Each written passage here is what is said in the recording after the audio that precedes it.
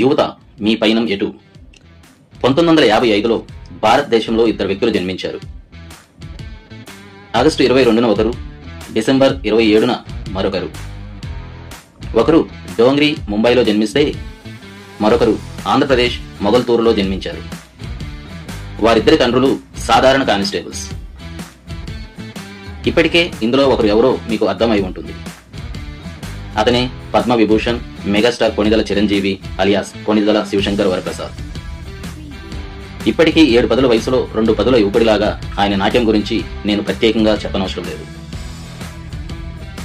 నటుడుగా పడుతూ లేస్తూ తన నట జీవితం మలుచుకున్న విధానం నేటి యువతకి ఖచ్చితంగా ఆదర్శప్రాయమే. కోట్లాది అభిమానులకు ప్రేరణ అయ్యారు. మరి రెండో వ్యక్తి ఎవరా అని ఆలోచిస్తున్నారా? అంతగా ఆలోచించకండి. అతను నేర సామ్రాజ్యానికి అప్రకటిత నియంత. ప్రపంచ దేశాలు అతనిని తీవ్రవాదిగా గుర్తించారు. గల్లీ స్థాయి నుంచి అంతర్జాతీయంగా చీకటి ప్రపంచంలో ఎదిగి నొటోరియస్ గా గుర్తింపు పొందిన దావూద్ ఇబ్రహీం కస్కర్.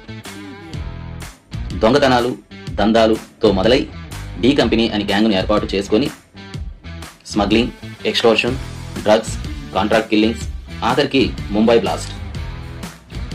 ఆ తర్వాత దేశం నుంచి పరారి. ఇప్పటికీ మోస్ట్ వాంటెడ్ క్రిమినల్ గా నిలిచాడు. యువత ఎలాంటి మార్గం ఎంచుకోకూడదో ఒక ఉదాహరణగా నిలిచాడు.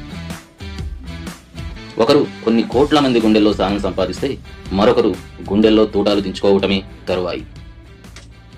యువత మేలుకో.